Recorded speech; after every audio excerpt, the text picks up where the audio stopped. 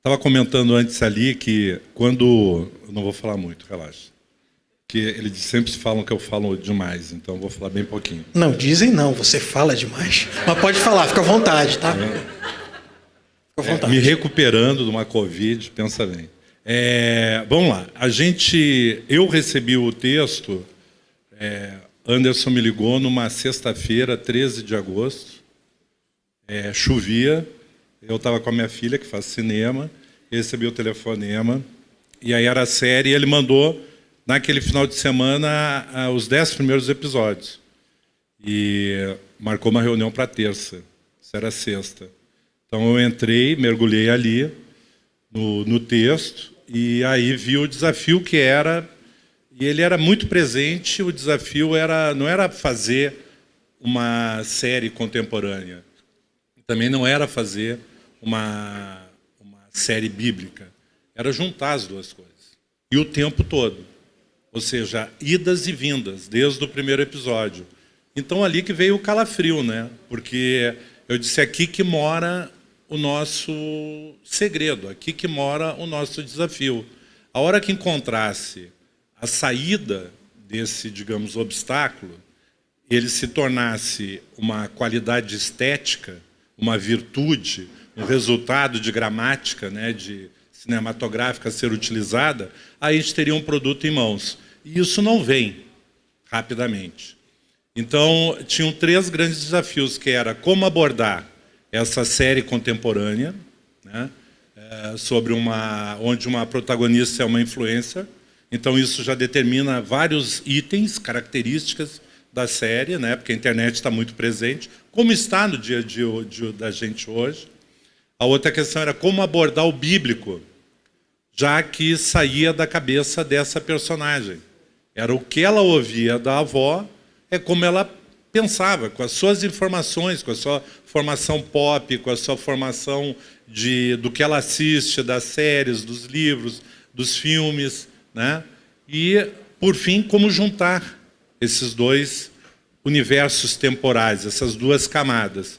Então, a hora que veio esse link, né, e curioso que o link veio, eu quebrando a cabeça, cozinhando, caiu a ficha, que eu digo, é exatamente o que, por exemplo, o mestre Hitchcock, nos anos 60, 70, sofria para encontrar soluções e fazer. Hoje, uma menina, tipo a minha querida aqui, né, a minha maravilhosa, né, a minha Melissa, irmã de Mirella, ela faz no dia a dia, né, que são os match cuts. O Hitchcock fez um filme inteiro chamado The Hope, Festim Diabólico, com 8 cortes, com 10 latas de filme, usando match cut de passagem, né? Hoje, qualquer criança de 9, 10 anos faz isso assim, ó, entendeu? Seja no Instagram, no TikTok, em qualquer rede social. Aí eu vi aí. E aí a gente foi pesquisando, aí junto com a equipe, né, montando uma linguagem. E aí o meu primeiro agradecimento vai à direção, né, da emissora, né, o senhor Marcelo Silva, o senhor Cristiano Cardoso, que apostaram né, em me dar essa direção geral e que acreditaram nas soluções apresentadas para contar a história. Eu tive total autonomia e liberdade criativa para exercer meu papel de diretor-geral lá, junto com meus colegas diretores, com a Jax, com o Hudson, da gente, junto com os chefes de departamento, entendeu? Juntar e fazer esse trabalho. Então, é o meu primeiro agradecimento. Não só receber esse presente, esse desafio, mas também ter autonomia e liberdade para exercê-lo, né? O resultado vocês verão a partir da próxima terça-feira, vira um pouquinho hoje. A segunda questão, já frisada aqui pelo Anderson, que é uma característica bem presente na série, ela é moving, ela é em movimento. O tempo todo a gente estava em movimento. A gente tinha uma equipe de estúdio e tinha uma equipe todo dia gravando externa. Eu nunca fiz um trabalho com tantos exteriores e cenários. A gente se baseou em Paulínia e só na região de Campinas a gente teve 102 cenários de externas em 4 meses. Fora isso, a gente fez viagens, né, como já foi frisado aqui, para Petrópolis, né, Fizemos... Aí fomos para Florianópolis, onde ficamos 10 dias. Depois 2 semanas em Gramado. Só em Gramado foram 28 locações em 2 semanas. Né? A garotada que foi aí sabe a correria, que foi a pauleira. E um lugar final de semana de graça em Gramado. Pô, eles aproveitaram, eu não. Alberi mandou um abraço, Alberi. Alberi é um produtor de Gramado que muito generoso, como toda a população de Gramado e também em Florianópolis. Gramado, como é uma cidade menor, apesar de ser, eu não sabia disso, é a 2ª cidade que mais recebe turistas do Brasil. Tem, Alberi, como falou. O prefeito me contou, são 30 mil habitantes, são 8 milhões de turistas ano. O Rio recebe 10, só para ter ideia, que é o primeiro que tem 5 milhões de habitantes. Então, são 30 mil pessoas que recebem 8 milhões. É o tempo todo aquele fluxo. Eles foram muito generosos, porque a gente gravou em lugares turísticos, né? Lugares, casas de espetáculos e tal. E eles cederam horários e espaços, são horários que eles têm todos os dias turista ali. Então, foi muito bacana. Bom, então tem essa característica da série de você ter muitos cenários e locações. Né? Porque às vezes você tem uma série, um seriado que se passa num cenário só. Então aqui a gente teve essa complexidade. E aí entra o trabalho, né, muito bacana da Formato, no sentido dessa coisa da infraestrutura, né, do deslocamento, da infraestrutura de um circo que está o tempo todo viajando. Então a gente tinha uma equipe sediada em Paulínia, né, e uma equipe o tempo todo na rua. Ali, se a gente contar as cidades, né, ao redor de Campinas, Juan, que conhece bem a região, né, e que eu passei a conhecer agora, entendeu?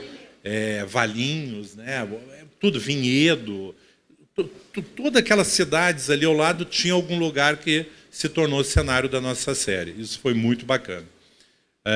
Então, aí o agradecimento à produção, né, no sentido de ter viabilizado, né, porque não é simples.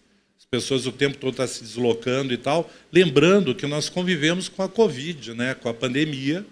A gente fazia teste de 3 em 3 dias. Isso aí foi presente o tempo todo, né, na série. A gente teve dias de não gravação, porque tivemos enfermos com Covid, né? Felizmente, graças aí às vacinas, né, foi tudo sintomas leves e simplesmente atrasou, mas não se tornou obstáculo. A gente driblou, né, a pandemia, tomando todos os cuidados, com protocolos sanitários super rigorosos, né, e mantivemos o barco em alto mar. Então, agora, meu agradecimento, depois da produção, vai para o elenco. Né? Digamos assim, a gente tem um elenco jovem e um elenco adulto. Né? Porque o elenco jovem também já tem experiência um e outro. Né? Mas desde os testes, que é uma coisa que eu faço questão de fazer, os testes de elenco presencialmente, acho que é muito diferente você assistir um tape, né, de um elenco, do que você conviver com a pessoa fazendo o teste, que é uma hora-chave. Né? As pessoas apostam nisso, está ali na frente da câmera, tentando ganhar aquele personagem, aquele papel, você vê o comportamento do profissional nesse sentido. Então, além do talento, isso também pesou muito, às vezes, na escolha, o jeito, né? Porque, às vezes, você tem 2 pessoas talentosas, assim, aonde, que caminho você vai? Né?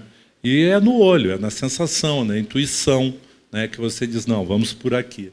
E aí também foi muito bacana a participação da Record, da emissora nisso, e a gente achou os nossos personagens. Eu tinha quase um pavor em relação ao personagem da Maressa, da Mirella, porque era uma coisa muito, muito particular, né, de encontrar, tanto que a série é Todas as Garotas em Ti, né? E aí foi bacana esse processo. Então, queria agradecer primeiro a esse elenco, né, jovem que se manifestou de uma maneira, se expressou nas telas e por trás das telas de uma maneira muito generosa. Vocês foram muito bacanas.